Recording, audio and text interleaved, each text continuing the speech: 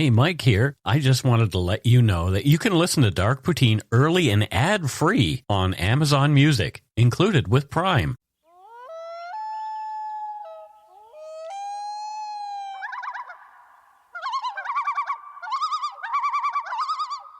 Welcome back to Dark Poutine. I am Mike Brown, and at his home in Vancouver is my good friend Matthew Stockton. Hello, Matthew. Hello, Mike. Hi, everybody. How are things this week? 10 out of 10, thank you. I got a COVID and an influenza shot, one in each arm.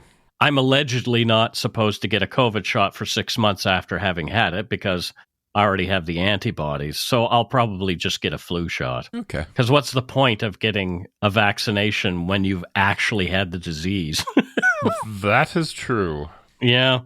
Anyway. The views, information, and opinions expressed during the Dark Poutine podcast are solely those of the producer and do not necessarily represent those of Curious Cast, its affiliate Global News, nor its parent company, Chorus Entertainment. Dark Poutine is not for the faint of heart or squeamish. Our content is often intense and some listeners may find it disturbing. We're not experts on the topics we present, nor are we journalists. We are ordinary Canadian schmucks chatting about crime and the dark side of history. Let's get to it.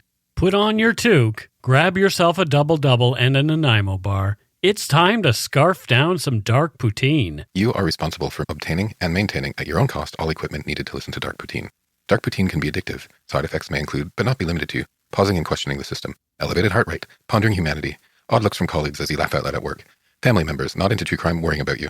Positive side effects may include some perspectives and opinions that you disagree with, as well as some wokeness and empathy. If you don't think Dark Poutine is for you, consult your doctor immediately.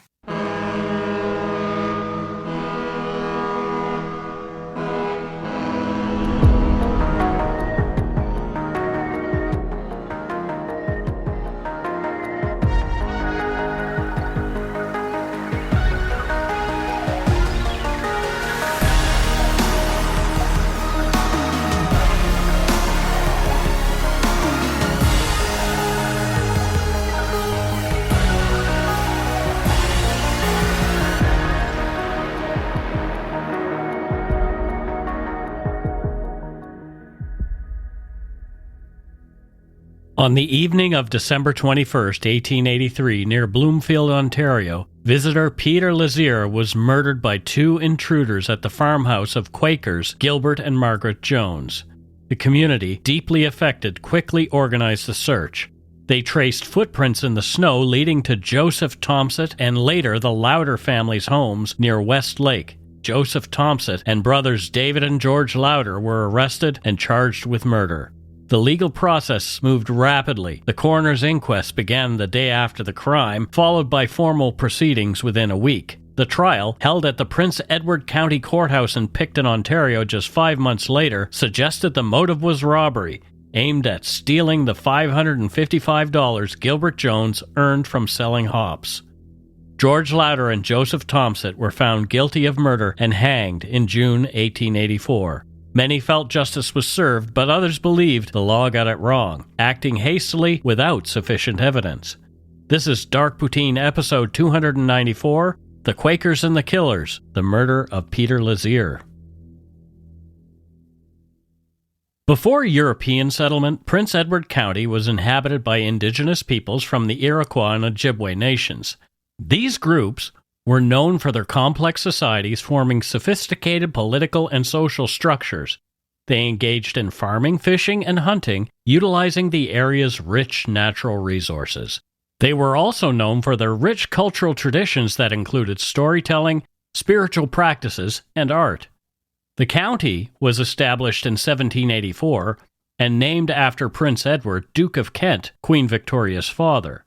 It became a refuge for United Empire Loyalists fleeing the American Revolution. These early settlers formed communities along Lake Ontario's shores, laying the foundation for future growth. The War of 1812 saw Prince Edward County as a strategic location, with several military actions taken to defend Upper Canada. The 19th century marked a period of economic growth with the establishment of mills and local industries like canning and dairy production. Education, religion, and community organizations also began to take root, reflecting a growing and diverse population. Agriculture quickly became the region's economic backbone. The fertile land of the county fostered a reputation for high-quality produce. In 1883, Prince Edward County, Ontario was a quintessentially rural and agricultural community. Dominated by the Victorian-era's conservative values, reflective of Queen Victoria's influence over the British Empire, including Canada, the county's economy was largely driven, as we mentioned, by agriculture. Farms were abundant, producing various crops and livestock, with a particular emphasis on fruit orchards, particularly apples and hops. Like today, barley and hops were primarily used for brewing beer. Barley, a key ingredient in beer production, was malted to produce the sugars necessary for fermentation. Hops, another vital ingredient, were used for flavoring and preserving the beer. They added bitterness to balance the sweetness of the malt, contributed to the beer's aroma, and had natural preservative qualities that extended the beverage's shelf life. The brewing industry was an important part of the local economy, and these crops played a crucial role in supporting it. The fishing industry in Lake Ontario also played a significant role in the local economy at the time. The county's social fabric was characterized by a strong sense of community, heavily influenced by religious groups like the Quakers, dictating the moral and social norms. Life revolved around the churches, community halls, and agricultural events, with a close-knit atmosphere predominant in such rural settings. Everyone knew everyone. Infrastructure-wise, the county was navigating the transition to modernity. While rail transport emerged, many areas remained accessible only via horse-drawn vehicles. Homes and businesses relied on oil lamps and wood stoves, as electricity had not yet become widespread. The advent of steamships and railways in the mid-19th century enhanced trade and connectivity. The period up to 1883 saw Prince Edward County evolve into a prosperous, peaceful community with a strong agricultural base. Politically, Canada was still a fledgling nation, having formed in 1867. Although its legal system was rooted in British law, Canada gradually forged its identity and governance structures. In rural areas like Prince Edward County, the legal system was more basic, with local magistrates often handling law and order. Police officers, in many cases, were volunteers and untrained. The Lazier murder disrupted the county's otherwise tranquil setting in December 1883. It was a significant event that reflected broader social and legal transformations of the time. Gilbert and Margaret Jones, whose home was in Hollowell on Danforth Road in Prince Edward County, around 2 kilometers west of Bloomfield, was the site of Peter Lazier's murder. They were Quakers. According to the Canadian Encyclopedia, the Religious Society of Friends, commonly known as Quakers, emerged from the turbulent religious climate of the mid-17th century of Puritan England. George Fox, born to a weaver in Leicestershire in 1624, founded this group. The term Quaker was initially a pejorative label, stemming from Fox's call for a judge to, quote, tremble at the word of the Lord during a trial. Faced with persecution in England, many Quakers migrated to the North American colonies. Here, William Penn established Pennsylvania. By the late 17th century, Quaker missionaries known as Publishers of the Truth reached Newfoundland. In the 1750s, Quaker whalers from Nantucket briefly settled in Nova Scotia. Following the American Revolution, Quaker refugees settled in various locations in present-day southern Ontario, setting up meeting houses and schools. The 1820s saw an influx of Quakers from England and Ireland, with their population in Ontario peaking at over 7,300 by 1860, then stabilizing to around 1,000 in later years. The early 20th century marked the founding of Quaker communities in Western Canada. Quakers are known for their unique faith, worship style, marital customs, and strong stances against slavery, capital punishment, and warfare. Historically, they were also recognized for their distinctive dress and speech forms, which persisted until the 20th century. Canadian Quakers have been notably active in anti-war efforts, prison reform, social justice, and international aid and reconciliation. In 1947, the Society of Friends International Service Organizations received the Nobel Peace Prize for their post-World War II efforts. The Canadian Friends Service Committee has been a major force in these endeavors in Canada. Quaker meetings and worship groups, part of a global Society of Friends network, exist in various locations nationwide. To your point about social justice, Quakers, and especially in Canada, Australia, New Zealand, and the UK, a little bit more discrepancy in the US amongst the US Quakers from the research I did. They were actually really at the forefront in terms of Christian churches, and as at the forefront as an organized religion can be, in accepting things like gay rights and family planning. Oh, interesting. I find them quite interesting. It's quite an open religious group, Christian group. Yeah. There you go. Well, I mean, that dude who is supposedly the founder of that religion said love everybody regardless. So there you go. Yeah. I think more people could live by that. Gilbert and Margaret had both been married before, each having their first spouse pass away. They were devout and well known in the community as peace-loving, generous, and kind people. They embodied the Quaker way. This may have been what led Lazier's killers to underestimate them, perhaps thinking the religious couple would be pushovers and their robbery would be easy. It was not at all what they'd bargained for.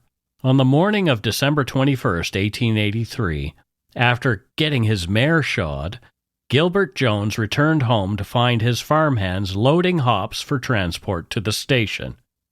Jones later traveled to Bloomfield to deliver the hops, spending several hours there as various loads were weighed and paid for. He received $555 for his hops at a storeroom near the platform amidst several people, including strangers, one of whom was later accused with a murder in his home.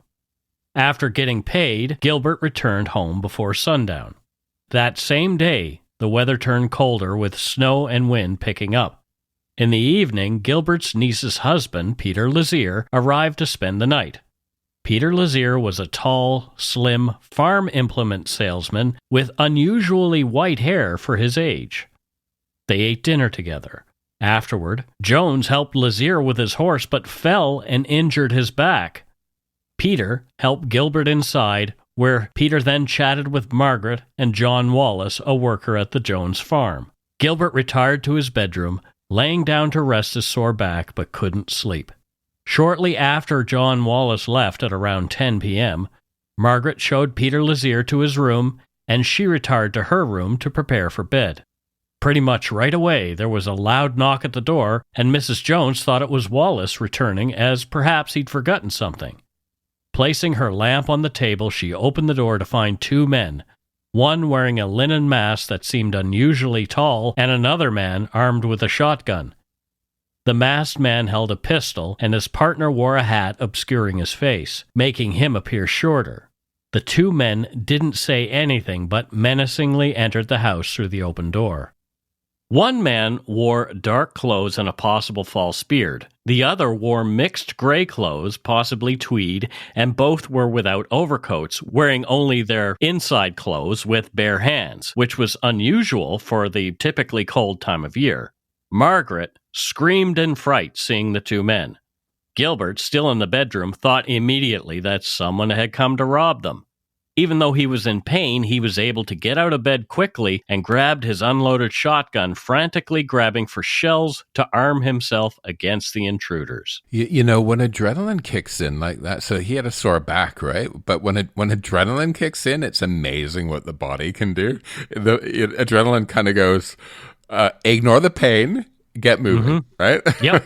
I've seen lots of body cam videos lately, and, there's a particular chase, say, where there ends up being a shooting. So there's an extended chase and then a shooting, and the cop is even injured during the shooting. Nothing seems to affect that person until the adrenaline dumps out of his body, and then all of a sudden, you have to deal with the injury, the trauma, like the whole thing. It's really fascinating that, what adrenaline can do. Have you watched the TV series The Punisher? No.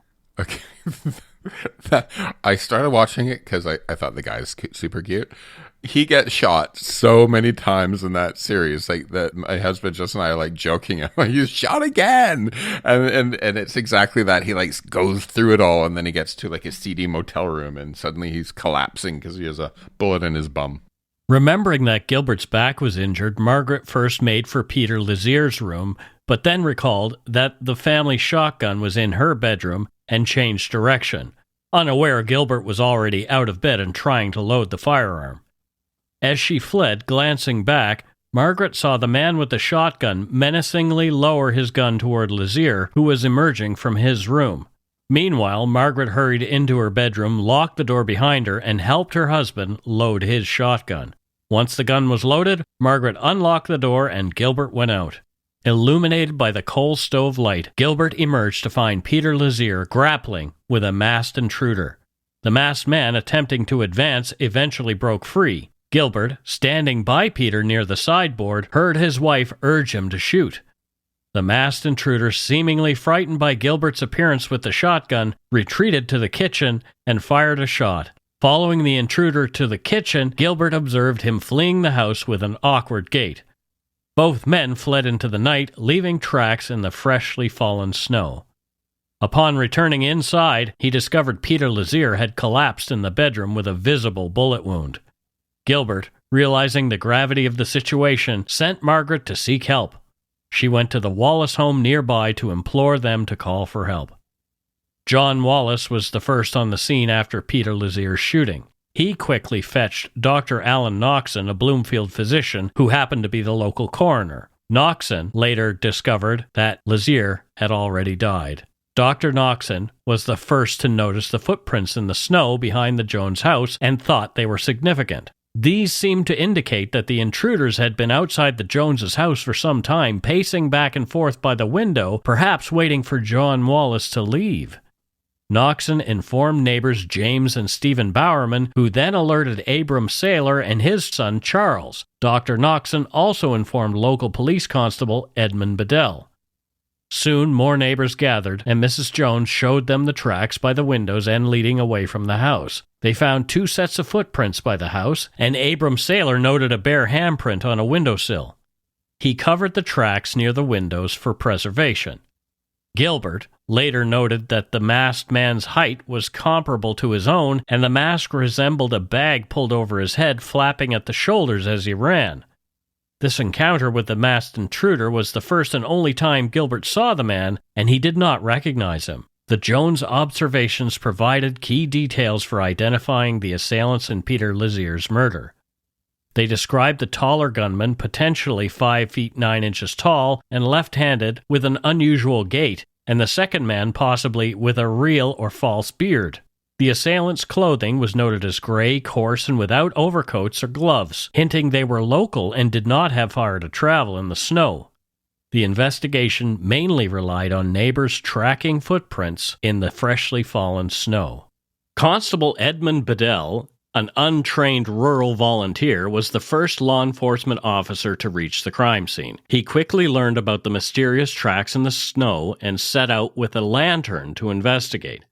Bedell found no tracks between the house and the road, but he did follow 3 sets of tracks along the road over a fence and into an orchard, where he encountered Charles Saylor and Stephen Bowerman, also searching and likely the creators of 2 of the sets of tracks. At some point, Aaron McDonald joined the search party. Tracking the remaining single set proved challenging, leading along a rail line and then merging with another set from a northern field. Bedell, Saylor, Bowerman, and McDonald pursued these tracks, eventually leading through marshlands and on to perilous lake ice. Although the track was unclear in places, it appeared to lead the men to the home of Joseph Thomset, a 34-year-old fisherman. McDonald claimed he was not surprised the tracks led them to Thomset's, as he'd had previous physical altercations with Joseph and loathed the man. Bedell knocked on the door and told Thomset, dressed in his long underwear, that he needed to answer some questions and was the suspect in a crime. Thomset asked what had happened and was told about the shooting death of Peter Lazier at the Jones residence. At that, apparently Thomset blanched. Bedell explained the link through the tracks from the Jones farm to Thomset's residence. Despite Thomset's denial and alibi of being at the Lowder farm that evening, Bedell arrested him, intensifying the investigation into Lazier's murder. Horatio N. Babbitt, the chief constable of Prince Edward County, later led the investigation of the murder case and arrived at the Jones farm around 3:30 a.m. He was informed about the tracker's findings and directly visited Joseph Thomset's home, arresting him and confiscating a shotgun. Babbitt then went to John Lowder's home, where he arrested David Lowder based on a conversation he overheard and despite a mismatch in boot sizes. I'm really quite worried about the footprints they followed. It seems like they kind of lost them at one point. At more than one point. And on the train tracks, on the frozen lake. And I'm not really convinced that they were necessarily following the same tracks and that it was this direct line from the murder scene to his place. Well, yes, and especially these police that you're talking about were initially an untrained volunteer and somebody who resented Thomset. Yeah, exactly. And then the idea that the tracks went, now it's established, right? Right. Which is hard to, forgive the pun, backtrack out of. Sure. Later. And they've already arrested one guy whose boots didn't even match the size. Yeah, it's a bit flimsy right now. Also, can I just stop and say, I think the name Horatio needs to have a comeback. I like Horatio as well. Horatio's a good name. The next day, Babbitt found a pair of patch-bottom boots near the Jones farm and had them seized, suspecting they belonged to the Lowder family. So, there's a pair of boots. I guess they must belong to the Lowder family. George Lowder was later arrested after inquiring about his boots, which were implicated in the case. So, I guess George put himself there, which is odd. Give me my boots back. Yeah, exactly. This made George the third suspect in the murder. According to Robert J. Sharp's book, The Lazier Murder, in the late 1800s, Prince Edward County experienced minimal serious crime. The Picton jail, where the three men were held, mainly housed individuals for minor offenses like drunkenness, with most serving only a brief jail time.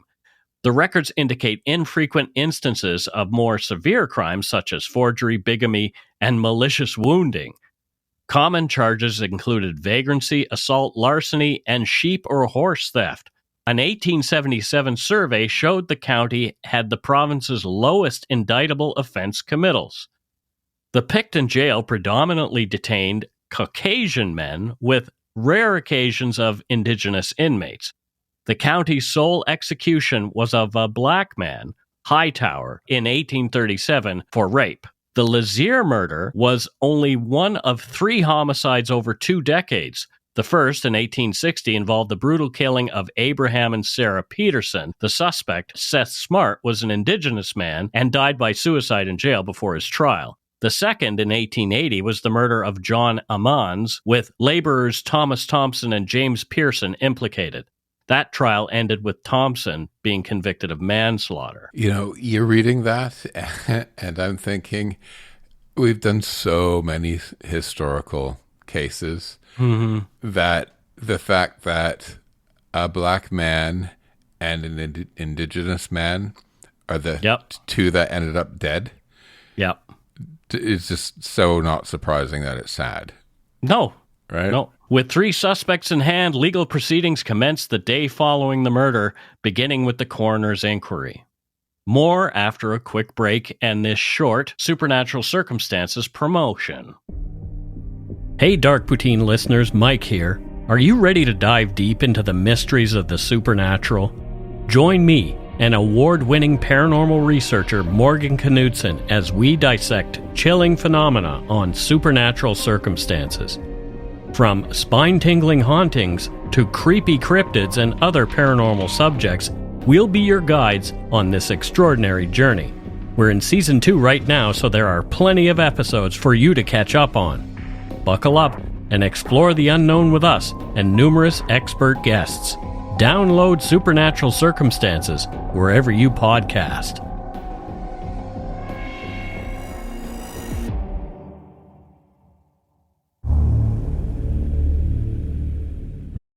If you're looking for a smoking gun, I can absolutely guarantee you will not find it.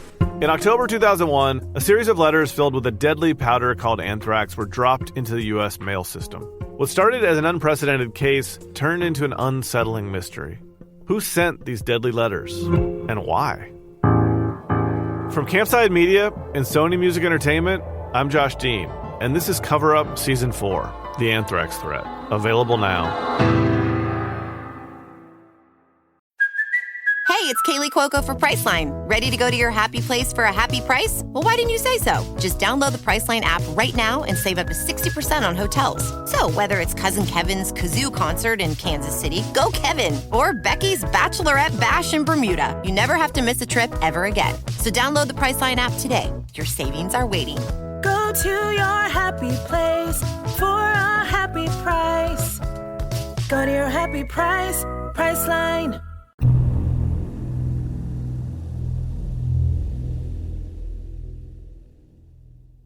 And we are back. Matthew, thoughts so far? You know, justice was really dodgy back then, wasn't it? Oh, it definitely was. From a lack of, there are volunteer police. It was the whole system was slowly being set up. So right, you had volunteer police. There was a lack of professional policing and training. Canada wasn't even really 20 years old at this point. No, you didn't have any of the modern forensics we have now, not even fingerprints. Mm-hmm. Society at the time only allowed certain people to even be on a jury. So on the other end of it, right? So that's the policing side and the investigation. But then on the jury side, you have a very small pool of people that are allowed to be jurors, right?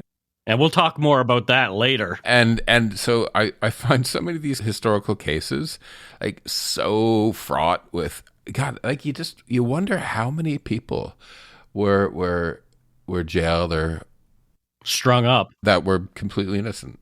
Dr. Alan Noxon, as we mentioned, both the attending physician at the crime scene and the local coroner, quickly initiated a legal inquest, first at the crime scene. In the 19th century, Ontario coroners, integral to the local justice system, had a prestigious politically influenced role. They were tasked with investigating suspicious or unnatural deaths, including Lazier's. The inquest process required assembling a jury of local, literate men. As the community reeled from the murder, the jury was easily convened. While inquests weren't publicly mandated, transparency was advised. Legal representation at inquests, though not a right, was commonly allowed.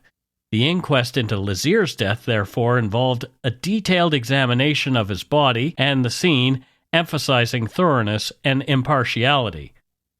The Bloomfield Town Hall was packed with people eager to follow further proceedings. The evidence, straightforward and summarized by the local paper, The Intelligencer, depicted Peter Lazier as a brave victim of ruthless thieves. Dr. Noxon had Dr. Charles Wright and Dr. J.M. Platt conduct a post-mortem, confirming Lazier was killed by a single .32 caliber bullet that pierced his chest, lung, and heart. The community believed the murder at the Jones farm where Lazier died was a planned robbery by Joseph Thomset and the Lowder family. During the inquest, David Lowder, Thomset, and George Lowder were present, but not directly linked to the murder at that point. According to Robert J. Sharp, Joseph Thomset was eager to talk. He said, quote, "If I had wanted money, I would not have went to Mr. Jones's. I would have went for Ward, another local farmer. I am told he had $1,000. I would not have went to Mr. Jones's. There is plenty of other places in Bloomfield that if I had wanted money, I could have went for. If I had, I would not leave any to tell the story." End quote. The jury returned a verdict of homicide by unknown parties, and Lazier was buried on Christmas Eve, December 24, 1883. Despite the jury's verdict of unknown parties, locals continued to suspect Thomset and the Lowders. Thomset's ill-advised statements, as read earlier, added to the suspicion. The atmosphere at the town hall became threatening with murmurs of lynching. Police moved the three accused to Picton jail for safety.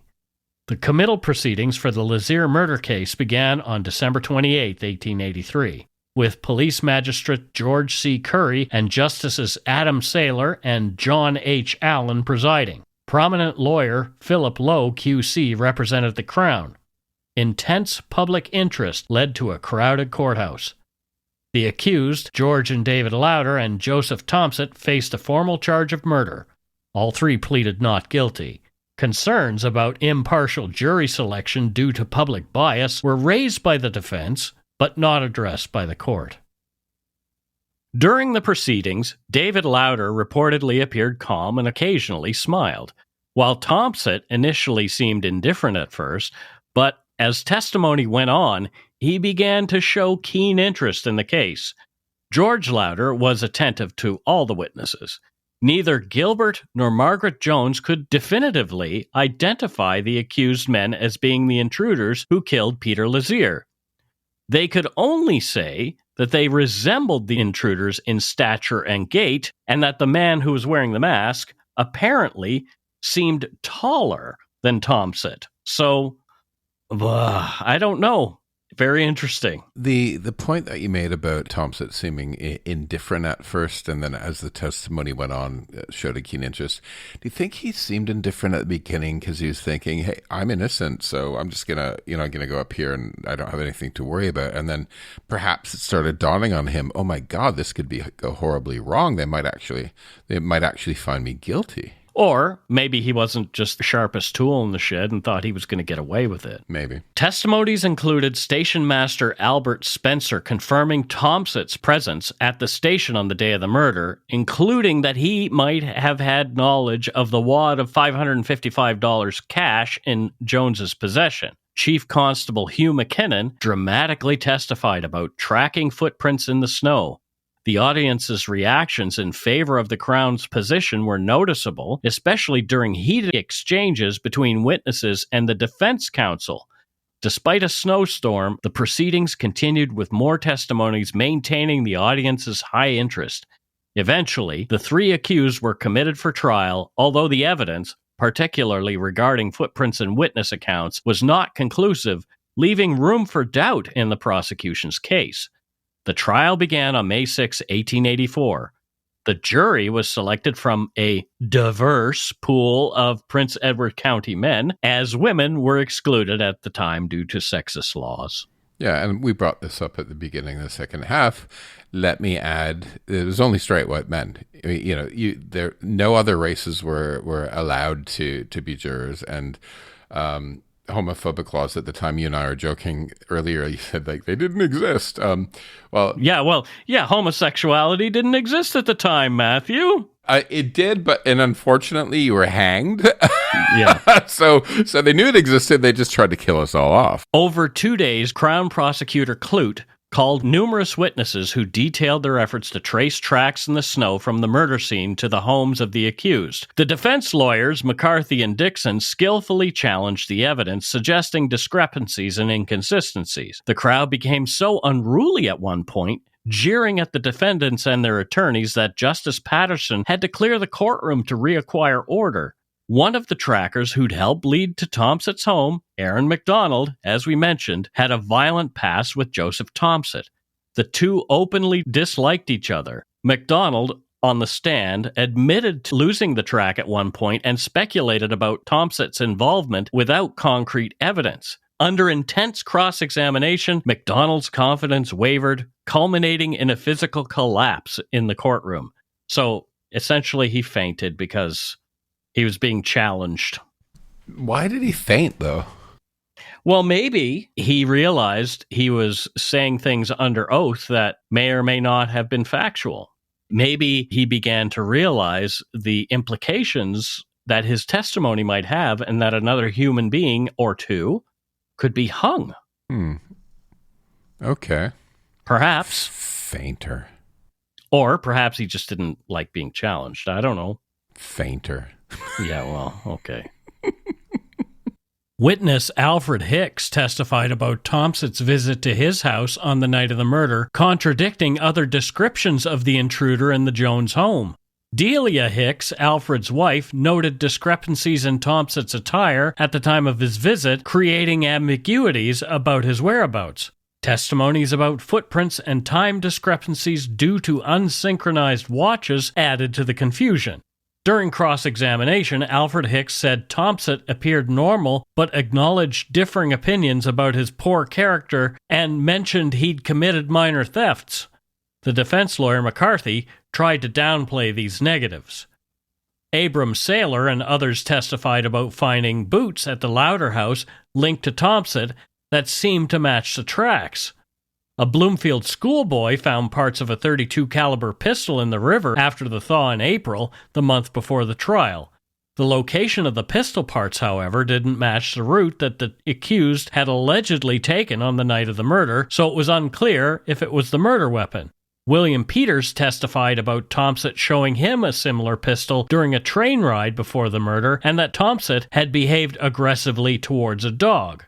Strangely, the defense did not contest this testimony's relevance. The court was shocked by surprising evidence against Thomset presented by the prosecutor, Clute. A witness came forward claiming that they had overheard Thomset discussing the plan to rob a wealthy man named Jones, and more testimony about Thomset's detailed plans for the crime. Despite the defense attorney McCarthy's efforts to challenge this evidence and suggest it was prompted or rehearsed, the impact on the court was significant. The testimony caused more emotional reactions in the courtroom, with Thomset's sister and wife fainting during the proceedings.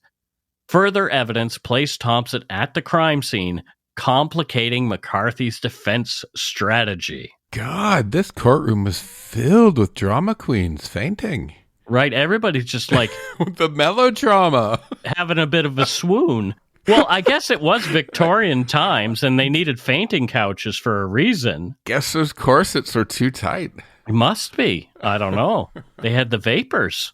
Supposedly women fainted when men first started wearing top hats. Oh, no. That's what I read once. I'm like laughing my ass off. Good Lord. Witnesses Sanford White and his son George testified seeing a fast-moving horse-drawn sled the night of the murder, but could not provide details about the vehicle or its occupants. This evidence suggested a connection to the crime scene, but also raised questions, such as the lack of sleigh tracks or footprints at the Jones farmhouse and why the alleged murderers would later abandon a sleigh. As the prosecution's case concluded, the defense argued for acquittal due to insufficient evidence, especially against David Lowder. The judge decided to acquit David, noting the lack of evidence linking him to the crime, but decided that there was enough evidence against George Lowder to leave the decision to the jury. David Lowder was released, while George Lowder and Joseph Thomset remained as their defense began the next day. According to Sharp, in the late 19th century, accused persons in criminal trials like Thomset and Lowder were not allowed to testify in their own defense due to concerns about the reliability of their testimony. This practice was based on the belief that personal interest would prevent the accused from being truthful and was meant to protect them from self-incrimination and support the community's interest in convicting the guilty. However, this rule deprived the jury of vital information and was criticized for being unfair to the accused. And that's what I mean about the dodginess of justice back then. Imagine you're accused of murder and you're not allowed to go on the stand to defend yourself. That's some Kafkaesque absurdity right there. It's really weird. It's like, Mike, you're accused of murder. You're in nope. Can't hear from you. It's really interesting. Whether or not someone testifies should be their choice, which is the way it is today. However, it's crazy that it was just like, nope, you can't do it. You can't get on the stand and say, I did not do this. And one of the reasons they say is that personal interest would prevent the accused from being truthful. Well, what about everybody else on the stand with personal interests, right? What about personal interest in the fact the truth is that you didn't do that? Yeah, exactly. So it's bizarre. The defense presented witnesses, including family members, to establish that Thomset and Lowder were at the Lowder residence on the night of the crime. They emphasized details like the commonality of patch-bottom boots and the widespread use of .32 caliber revolvers to discredit evidence linking their clients to the murder. They also challenged the credibility of a key witness, Margaret Jones, by highlighting discrepancies in her descriptions of the assailant's heights. Margaret Lowder, the mother of George Lowder, testified in his alibi defense. She claimed George was at home the night of the murder, involved in activities like drawing saw logs and feeding horses. However, her timeline was questioned, particularly about when George and a guest, Thomset, left the house. Under cross-examination, inconsistencies emerged, such as the unusual late feeding of the horses and varying time accounts. Despite suggestions that an investigator might have misled her, McKinnon, she insisted George was home all night. The defense highlighted her distress and potential confusion to explain discrepancies in her testimony. John Lowder, rumored by townsfolk to be complicit in Lazier's murder, testified in his son George's defense, detailing his activities on the day of the murder. George, he said, worked in the fishing business and was setting nets on the day in question. Lowder Sr. claimed George returned home for supper and later went out. Upon returning, he had supper with his family and Thomset, who left later. John Lowder also described his interactions with the investigators who searched his house and followed tracks he believed were his own from the previous day. He mentioned that 4 family members, including himself and George, wore the same size boots. During cross-examination, Lowder denied making certain statements about Thomset's departure time and was unsure about some details. After more testimony from other Lowders, including David, giving timelines and alibis, the defense closed their case.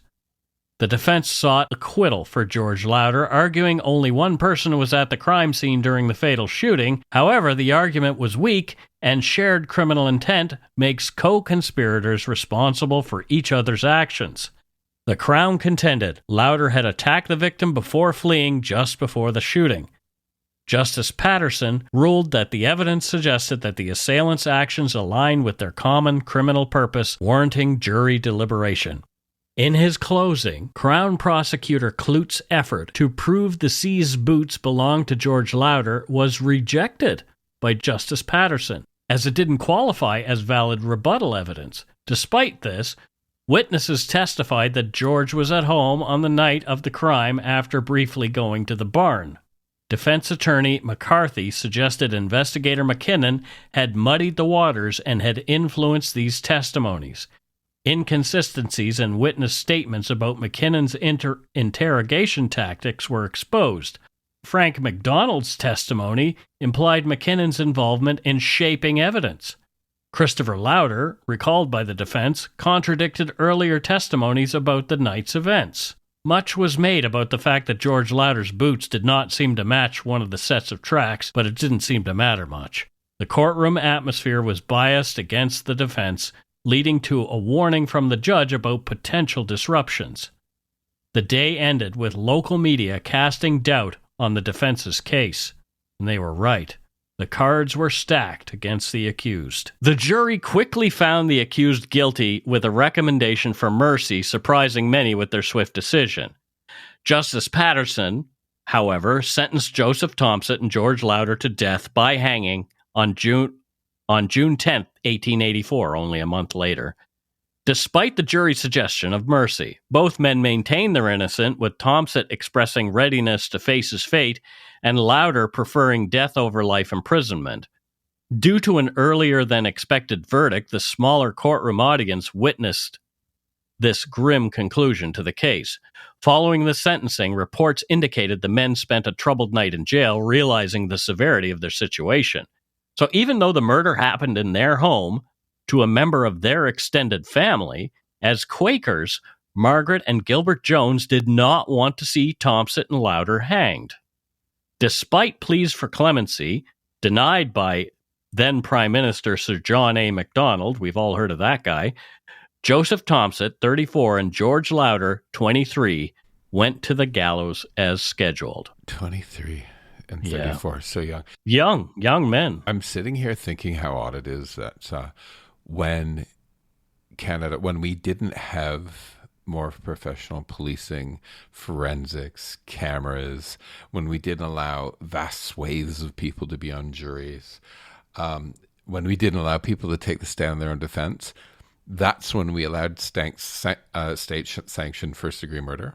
Right. That's what I call execution. Yeah. But now, generally speaking, we still have a ways to go. We're much better at that, but we don't allow it. It's even though now we could sometimes more definitively prove that you're guilty of the crime, we don't kill you for it. Yeah. Yeah, it's really weird. Don't get me wrong. I'm not for capital punishment in any way, but I'm all for locking people up for a good long time.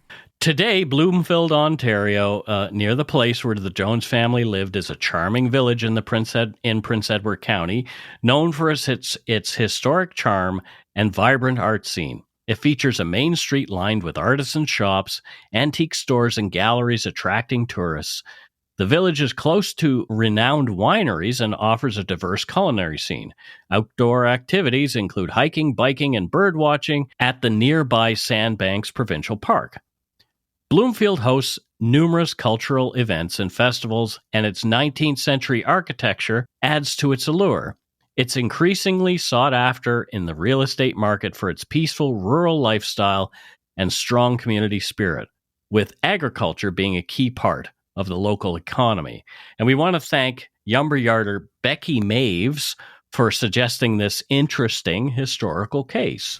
Thanks, Bex. There's that stone that somebody created, Lowder, hanged in 1884 unjustly.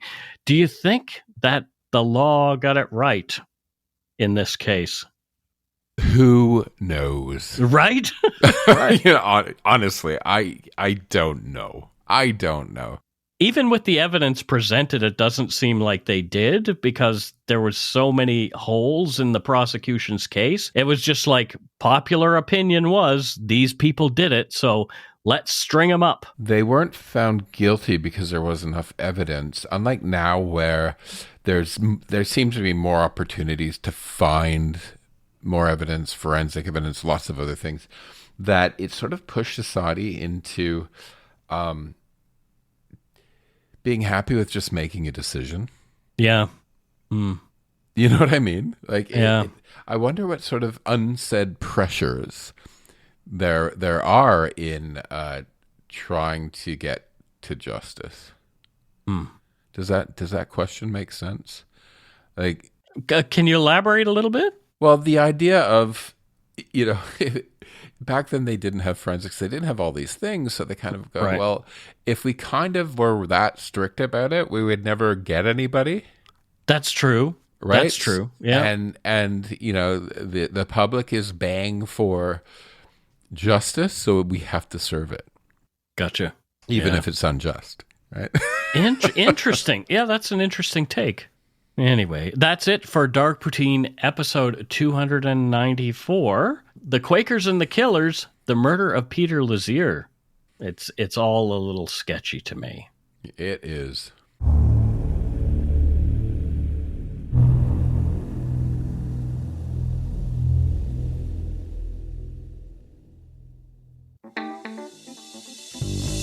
That's right. It's time for voicemails. You can leave us a message at 1-877-327-5786 or 1-877-DARK-PTN. We'd love to hear from you. Let's see who called us this week. And we've got a couple of voicemails this week. Let's listen to the first one. Hello, Mark and Mike. No, I won't go shake my hat. It's Robert here. I don't know if you remember. The Quebecer with a lovely Quebec accent. I just wanted to add my 2 cents about the Leo Major episode. First, let's do a little bit on my background. I'm Afro-Romanian. My father came here during the 1980s. My mom always worked for the federal government, and I've always been a fervent federalist here in Quebec. Like I said, it's just a little background and my 2 cents. During World War II was pretty much a free-for-all. Everybody was getting killed. Everybody was killing everybody, especially during Normandy. The French were being ostracized. It's a little bit like the the Black Regiment of the United States. They had little equipment. They had little hope. So it would be a little bit normal that when Leo Major comes back with a German artillery equipment, that he hopes that equipment will be transferred straight to a French regiment, because they had a bulldozer after all. Bulldozer, while most English regiments had a tank. Like I said, I never want Quebec to leave Canada, that's for sure. And I'd like to stay within that big community that is the second biggest country in the planet. But yeah, historically there's been problems between French and English. That explains a lot regarding the past. So yeah, that's just my 2 cents. So you two have a good day. And have a shit in your hat if you want. Have a good day. So fantastic. That was an interesting take on that, and that's kind of what I was driving at in the he's supporting episode. He's supporting what you said to me in the episode, because I was like, oh my god, that isn't that like sort of, you know, you should follow orders, and you're like, they were probably being taken the piss out of all the time, or you didn't say that, but that's how I remember it, right? That sort of a little bit of like fighting internally, right? Which you know, in the end, that probably still, like, despite that, I think that when you're in a wartime, that you're all brothers in arms, and it probably, hopefully, wasn't too extreme. But that's a good part to a good thing to hear, and I always say that, frankly, Quebec adds some interest and spice to this country. It definitely does, and I never want them to leave either.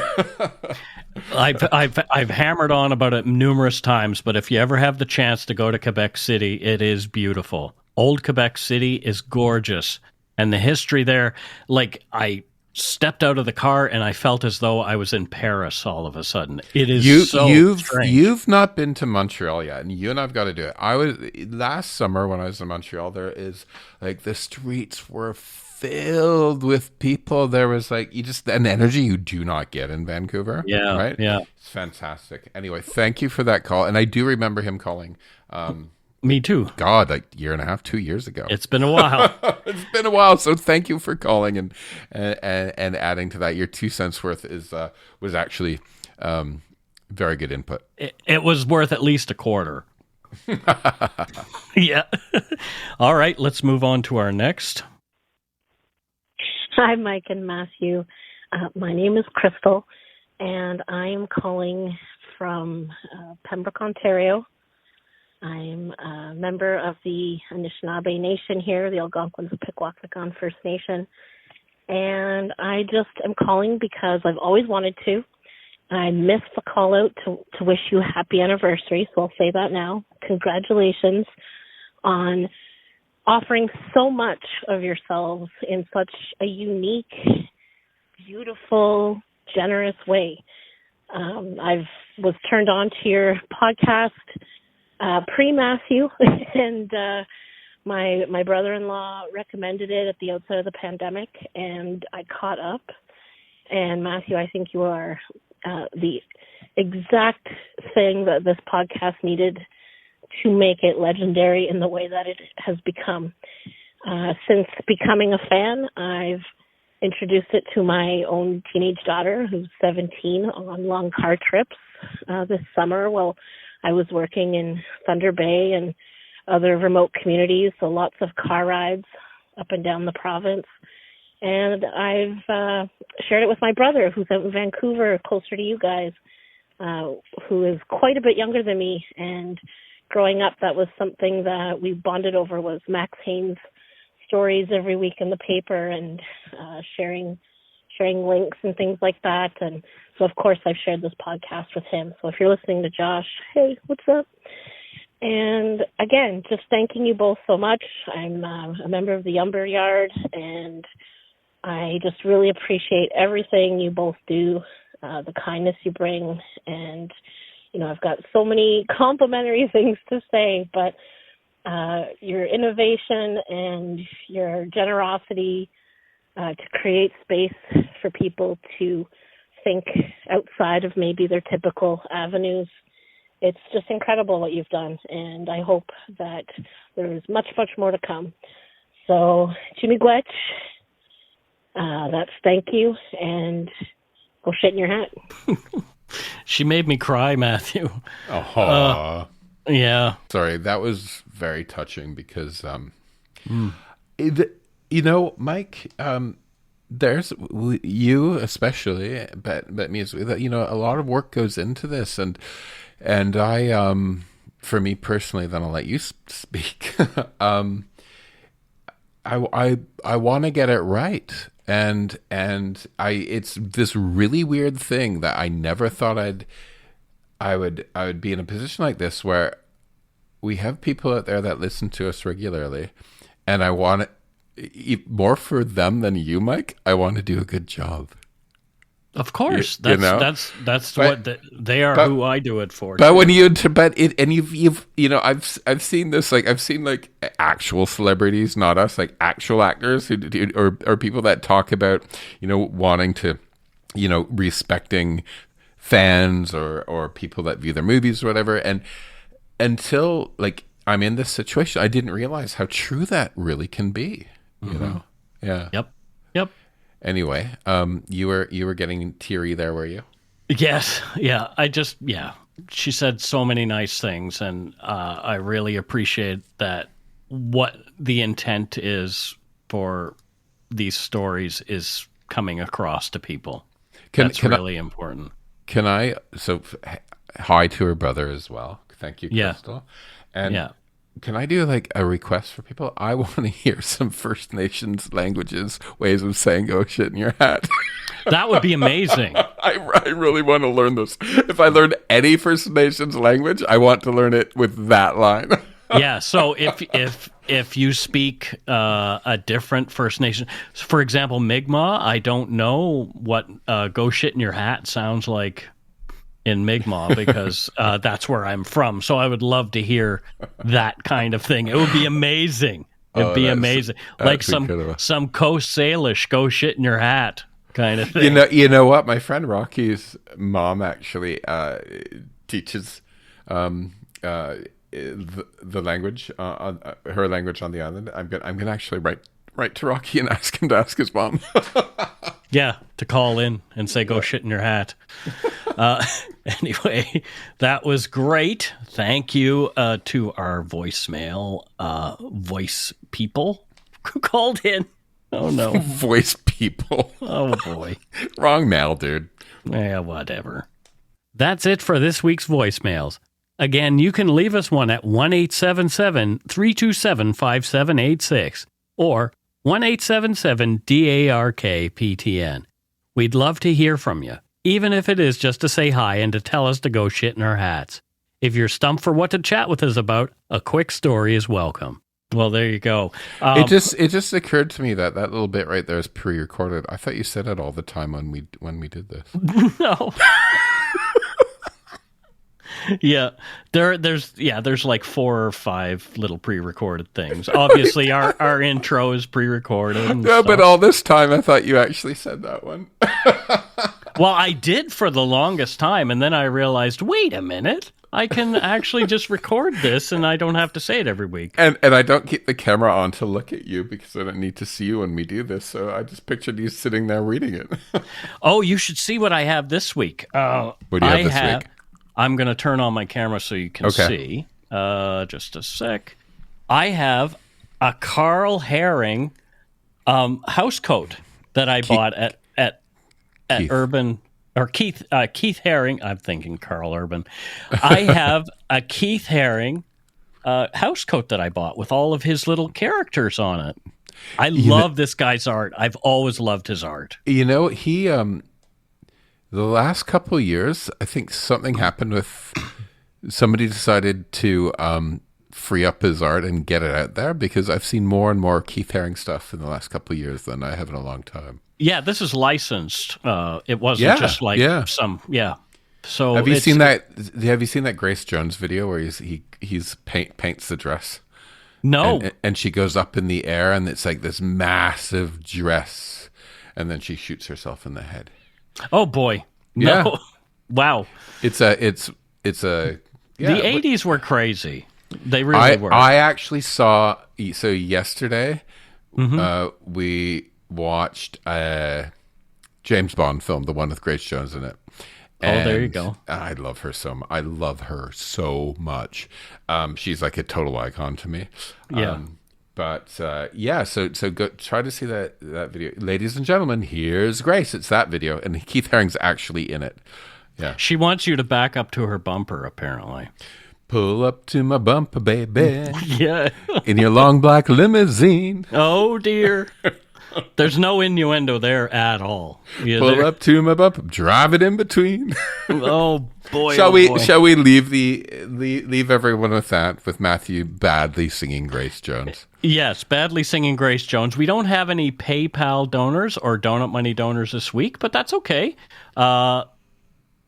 It's really expensive to live right now, so we kind of understand that. Like, I'm looking at, I bought a tub of margarine the other day, and it was more than $10 for a tub of margarine. So we get it.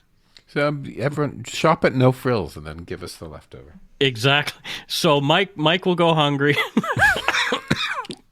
So you guys can have more free content. You know. Oh well. I'm gonna do the save the animals. Then I'm gonna do an ad with me petting Steve. Steve needs his chew sticks. Yeah, he needs chew sticks. Anyway. Yeah, it's a weird time. Hopefully it'll be over soon. Yeah, hopefully the bad time will be over soon. The storm will happen, whatever that storm looks like. It will be short, and then everybody can get back to being nice to each other. Because I'm so tired of all the anger. Well, I love you, Mike, and I love our listeners. So yeah, and ditto. Ditto, dude. Thanks to all our patrons and Donut Money donors, past and present, for your generosity. It helps to keep the show going. You can become a patron of Dark Poutine at patreon.com/darkpoutine. For a one-time donation, you can send us donut money via PayPal using our email address, darkpoutinepodcast@gmail.com. If you don't already subscribe to the show, it would mean a lot if you did. You can easily find Dark Poutine on Apple Podcasts, Spotify, or wherever you listen to your favorite shows. If you haven't gotten yours yet, my book, Murder, Madness, and Mayhem, is available to order via a link on the Dark Poutine website. And speaking of darkpoutine.com, please check it out for show notes and other cool stuff. We'd appreciate it if you took the time to give Dark Poutine a like or a follow on Facebook and Instagram. Most importantly, thank you for listening, and tell your friends about us. Word of mouth is a powerful thing. Oh, there you go. And that is it for Dark Poutine. And more importantly than ever on this planet, please don't forget to be a good egg and not a bad apple. We need to counter the bad apples with good eggs. Yeah, there are actually more good eggs than bad apples. The bad apples are just really vocal right now. So let's put the bad apples in the bin. Let's be vocal good eggs.